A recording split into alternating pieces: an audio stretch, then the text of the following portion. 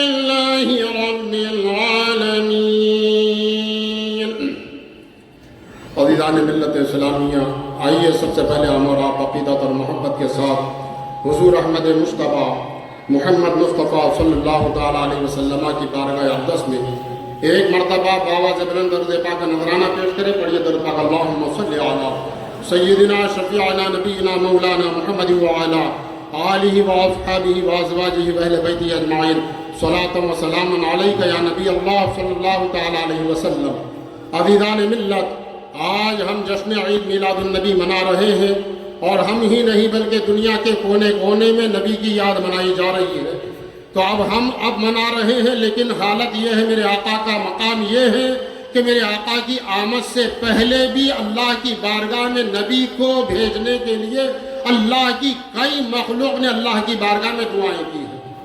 جیسا کہ خانہ کعبہ نے دعا کیا تھا کہ مالک و مولا، مجھے جو ہے یہ بتوں کو رکھ کر مجھے ناپاک کر دیا ہے، مولا مجھے پاک کرنے کے لیے اپنے حبیب کو بھیج مولا، اپنے حبیب کو بھیج مولا تاکہ یہ بتوں کو نکال دے۔ تو الغرض اللہ نے اپنے حبیب کو بھیجا۔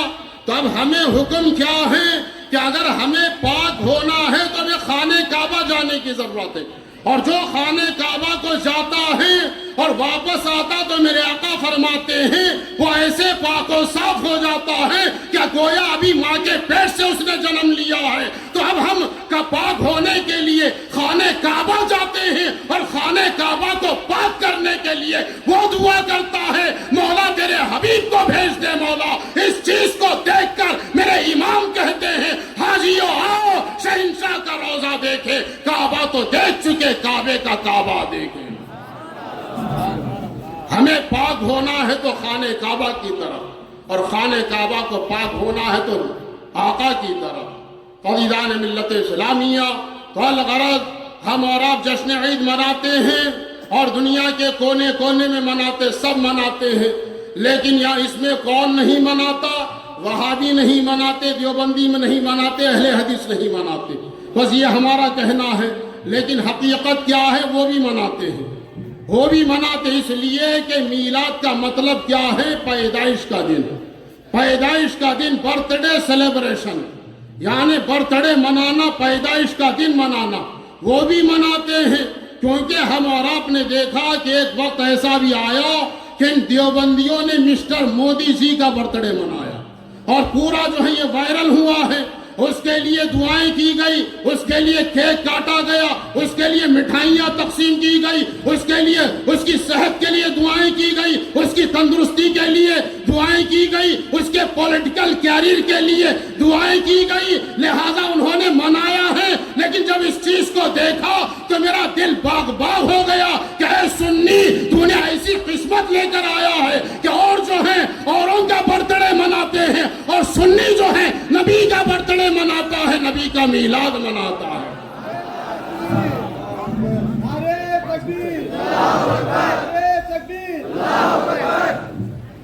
یہ اپنے اپنے قسمت کی بات ہے کہ اوروں کا وہ مناتے ہیں، ہم اپنے نبی کا برتھ ڈے مناتے ہیں، نبی کا میلاد ہم مناتے ہیں۔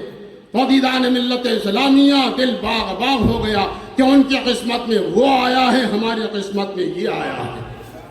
عزیزان ملت اسلامیہ، کیونکہ جو کوئی ہے اپنا اپنا کام کرے، ہر ان کے پاس بھی دل ہے، ان کے پاس بھی، یعنی وہ بھی چاہتے ہیں، بس فرق اتنا ہے وہ دنیا دار کو چاہتے ہیں، اور ہم سنی جو ہے محبوب پروردگار کو چاہتے ہیں۔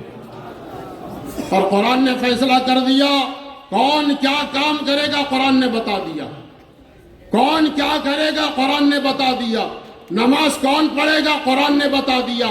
حدیث مصطفیٰ ہے، الفرق بین العبد والکفر ترک الصلاۃ، یعنی مسلمان اور کافر میں جو فرق جو ہے وہ نماز کا فرق ہے، یعنی مسلمان نماز پڑھتا ہے، کافر نماز نہیں پڑھتا، مسلمان نماز پڑھتا ہے، کافر نماز نہیں پڑھتا ہے۔ لہذا اگر ہمارا مسلمان بھائی اگر نماز نہیں پڑھے تو ہم اس کو بولیں گے میاں نماز پڑھ لو، اس کی اہمیت یہ ہے۔ اگر ہمارا مسلمان بھائی نماز نہ پڑھے، ہمارا بچہ نماز نہ پڑھے، تو ہم اس کو مار کر پڑھائیں گے، ڈانٹ کر پڑھائیں گے، لیکن کافر اگر نماز نہ پڑھے ہم کچھ نہیں بولیں گے۔ اسی طرح روزہ مسلمان کو رکھنا ہے، کافر اگر روزہ نہ رکھے ہم کچھ نہیں بولیں گے، کافر نماز نہ پڑھے ہم کچھ نہیں بولیں گے، اس لیے کہ نماز جو ہے مسلمانوں پر فرض ہے، روزہ مسلمانوں پر فرض ہے۔ اگر کافر روزہ نہ رکھے ہم کچھ نہیں بولیں گے، اگر کافر نماز نہ پڑھے ہم کچھ نہیں بولیں گے، اگر کافر جو ہے سجدہ نہ کرے ہم کچھ نہیں بولیں گے، اگر کافر رکوع نہ کرے ہم کچھ نہیں بولیں گے، اگر کافر رکوع سجدہ نہ کرے ہم کچھ نہیں بولیں گے، کافر اگر ذکر و اذکار نہ کرے ہم کچھ نہیں بولیں گے۔ اسی طرح اگر کوئی کافر درود نہ پڑھے ہم کچھ نہیں بولیں گے، اگر کوئی کافر سلام نہ پڑھے ہم کچھ نہیں بولیں گے، اگر کوئی وہابی سلام نہ پڑھے ہم کچھ نہیں بولیں گے، اگر کوئی دیوبندی سلام نہ پڑھے ہم کچھ نہیں بولیں گے، اس لیے کہ اللہ تعالیٰ نے کسی کافر کو درود و سلام پڑھنے کا حکم نہیں دیا ہے۔ جب بھی قرآن میں کہا ہے تو اسی انداز میں کہا ہے، اے ایمان والو تم اپنے نبی پر خوب خوب درود و سلام پڑھا کرو۔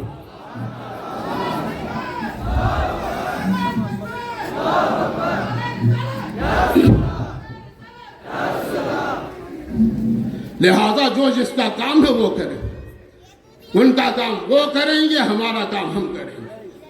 ہم نماز والے ہیں، ہم سلام والے ہیں، ہم درود والے ہیں، ہم جھنڈے والے ہیں، کیونکہ آج ہی کی شب اللہ تعالیٰ نے جبریل امین کو جھنڈا لے کر بھیجا تھا، اے جبرائیل جاؤ، میرے محبوب کی میلاد کا موقع ہے، جا کر اسے کعبۃ اللہ کی چھت پر نصب کر دو۔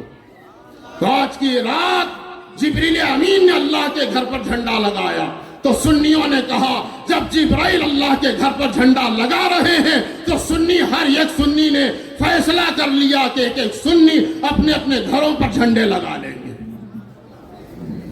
دادیدان ملت اسلامیہ، ہمارے گھروں پر آقا کا جھنڈا ہوگا اور گھروں میں نبی کی سیرت ہوگی۔ کہ وہ میرے سرکار مدینہ صلی اللہ تعالیٰ علیہ وسلم ہیں۔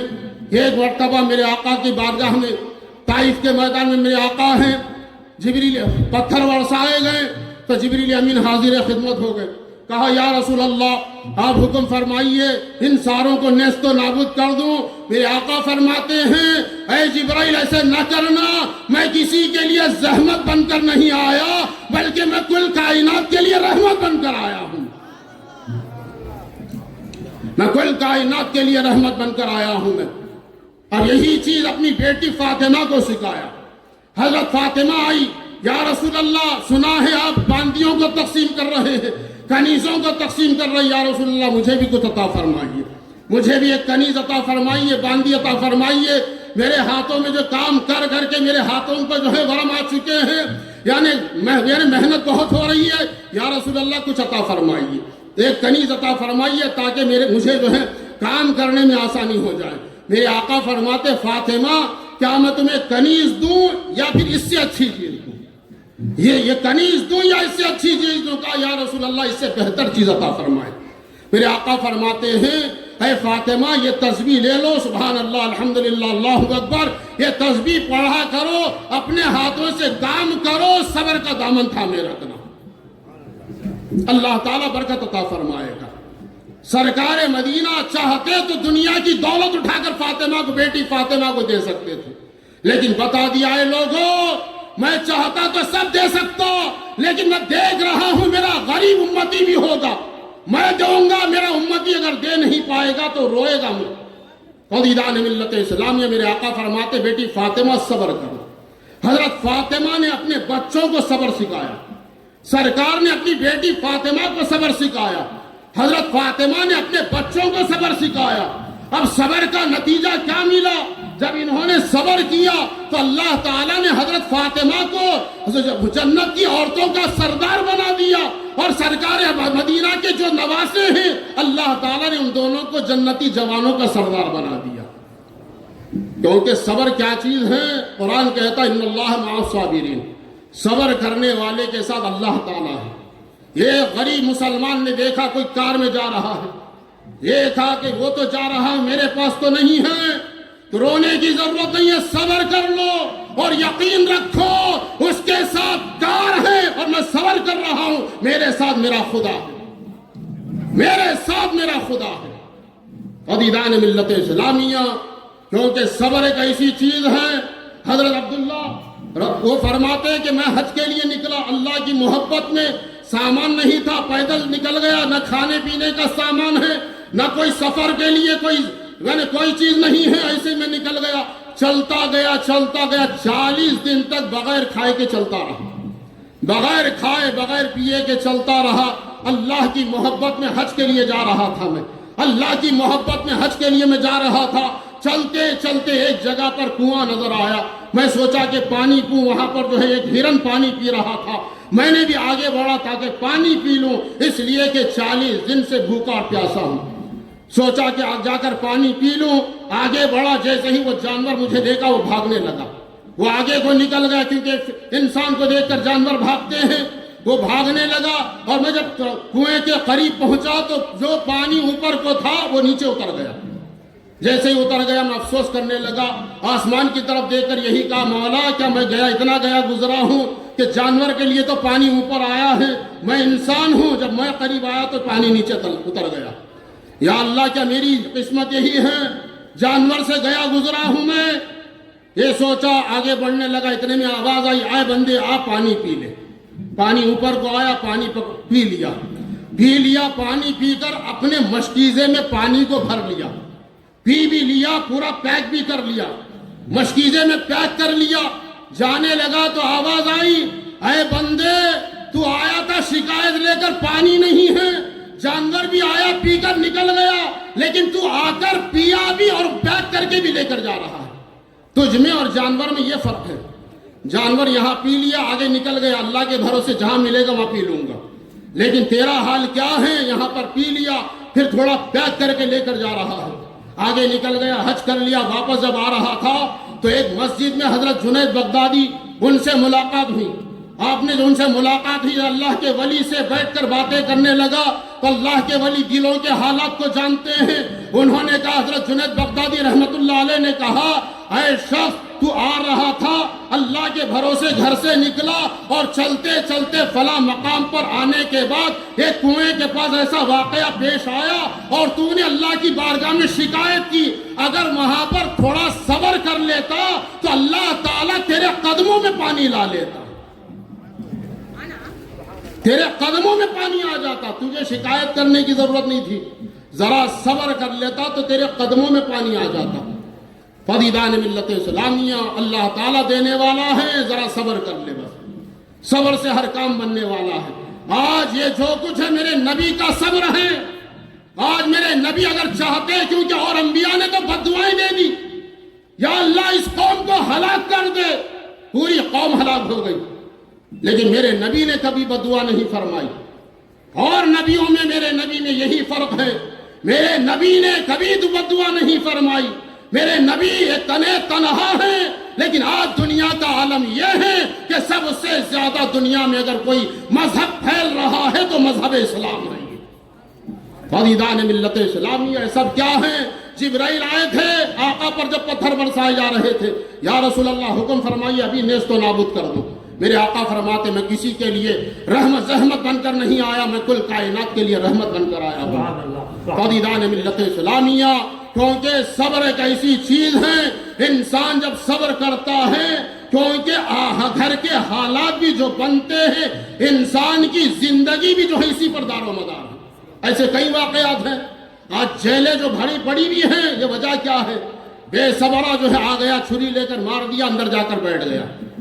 خاندان برباد ہو جاتے ہیں، میاں بیوی کے جھگڑے ہو جاتے ہیں. فرق کیا ہے؟ طلاقیں ہو جاتی ہیں. آ کر کہتے ہمارا ایسا معاملہ ہو گیا. بات کیا تھی؟ بات کچھ نہیں تھی، روزانہ کا جھگڑا. لیکن ایک دن ایسا جھگڑا ہو گیا کہ طلاق ہو گئی دونوں میں. بچوں کا کیا، پوری زندگی برباد ہو گئی. تھوڑی دیر اگر وہاں صبر کر لیتا تو معاملہ کچھ اور ہوتا. فدیدان ملت اسلامیہ، اسی لیے تھوڑی دیر اگر صبر کر لیتا تو معاملہ کچھ اور ہوتا. حالات نہ بدلتے، گھریلو معاملات نہ بگڑتے. کیونکہ آج ہمارے گھروں کے جو معاملات ہیں، ماں جو ہے صبر نہیں کر پاتی، باپ جو ہے صبر کر نہیں پاتا. ان چیزوں کو دیکھ دیکھ کر اولاد بھی ایسے تیار ہو گئی. جو سمجھ میں 2 منٹ 5 منٹ کی گفتگو میں ایسے لڑ جائیں گے. جانور بھی جو ہے تھوڑا سا لڑتے ہیں، خاموش بیٹھ جاتے ہیں.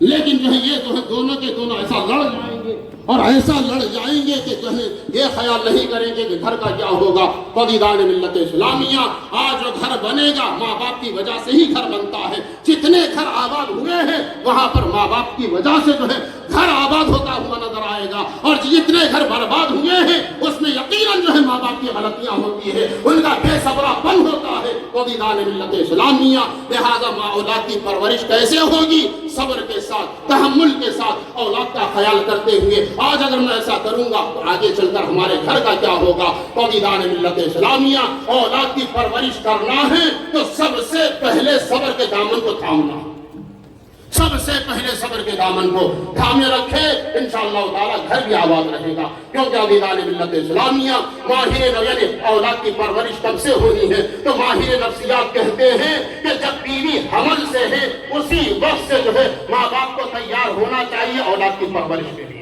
بیوی حمل سے، ایسا نہیں کہ بچے سامنے گھوم رہے ہیں اس وقت سے تیاری ہو۔ ماہر نفسیات کا کہنا یہ ہے کہ بیوی جب حمل سے ہو تو اس وقت سے جو ہے ماں باپ کو جو ہے تیاری کرنی چاہیے۔ حمل سے ہے اس کے سامنے میاں بیوی اگر لڑیں گے تو اس کا اثر ماں کے پیٹ میں جو بچہ ہے اس پر اثر پڑے گا۔ ماں باپ کے جھگڑنے کا اثر، میاں بیوی کے جھگڑے کا اثر پیٹ میں جو بچہ ہے اس پر اثر کرے گا، اور اسی وجہ سے بچہ بھی لڑاکو پیدا ہوگا۔ اسی وجہ سے ماں باپ کے لڑنے سے جو ہے پیٹ میں جو بچہ پل رہا ہے وہ بچہ لڑاکو پیدا ہوگا۔ اگر بات سمجھ میں نہیں، کوئی بات نہیں، چلیے پیران پیر کی بارگاہ میں بات سمجھ میں آ جائے گی، چلیے روشن ضمیر کی بارگاہ میں بات سمجھ میں آ جائے گی۔ پیران پیر کا دسویں کا عالم ہے، مدرسے میں گئے، استاد کے سامنے بیٹھا اور استاد پڑھا رہے ہیں، پیران پیر پڑھ رہے ہیں، روشن ضمیر پڑھ رہے ہیں، پھر استاد نے کہا بیٹا پڑھو اعوذ باللہ من الشیطان الرجیم۔ امام غوث اعظم نے بہترین انداز میں استاد دیکھتے رہے، پڑھانا شروع کیا۔ آپ نے کہا یہ مجھے یاد ہے، دوسرا پارا کہا مجھے یاد ہے، تیسرا پارا مجھے یاد ہے، چوتھا پارا مجھے یاد ہے، اس طرح سے مجھے 17 پارے یاد ہے۔ استاد نے کہا کہاں سیکھ کر آ رہے ہو؟ کیا کسی مدرسے میں پڑھ کر آ رہے ہو؟ کہا کہ کہیں مدرسے میں میں گیا نہیں ہوں، پہلی مرتبہ مدرسے کو آیا ہوں میں۔ پھر کہاں پر یاد کر کر آیا تم نے؟ کہا جب میں میری ماں کے پیٹ میں تھا، میری ماں کو 17 پارے یاد تھے، روزانہ یہ 17 پاروں کی تلاوت کیا کرتی تھی، مجھے پیٹ میں رہ کر 17 پارے سن سن کر 17 پارے مجھے یاد ہو گئے۔ سبحان اللہ۔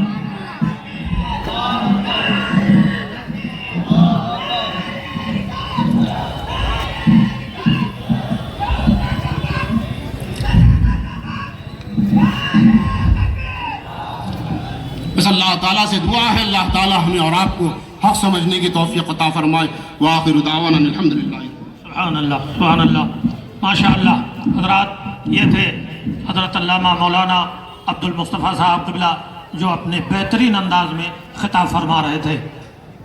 اب میں آئیے بلا تاخیر مہمان مقرر ہندوستان کے قبلہ کی نعرہ تکبیر، نعرہ رسالت۔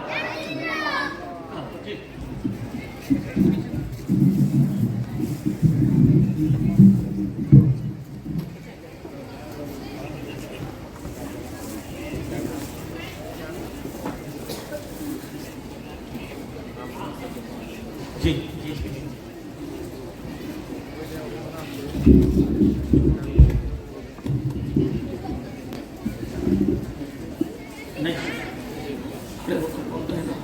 نہیں وہی رہے، دو کچھ ایسا کرو، چھوڑا نہیں ہے، ہاں بس بس۔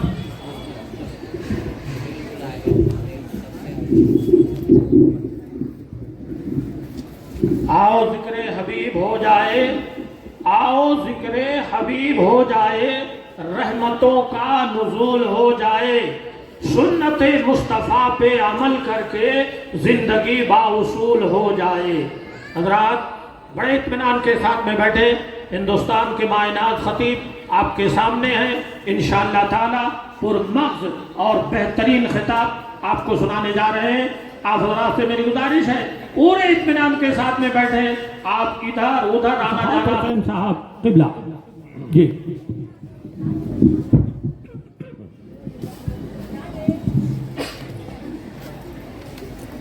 السلام علیکم ورحمۃ اللہ وبرکاتہ۔ الحمدللہ الحمد لله الذي فضل سيدنا ومولانا محمدا صلى الله عليه وسلم على العالمين جميعا وأقامه يوم القيامة للمذنبين المتلبسين الخطائين الهالكين شفيعا فصلى الله تعالى وسلم وبارك عليه وعلى كل من هو محبوب ومرضي لديه صلاة تبقى وتدوم بدوام الملك الحي القيوم. ونشهد أن لا إله إلا الله وحده لا شريك له ونشهد أن محمدا عبده ورسوله بالهدى ودين الحق أرسله. أما بعد فقد قال الله تبارك وتعالى في القرآن المجيد والفرقان الحميد فأعوذ بالله من الشيطان الرجيم بسم الله الرحمن الرحيم. لقد جاءكم رسول من أنفسكم صدق الله مولانا العظيم وبلغنا رسوله النبي الأمين.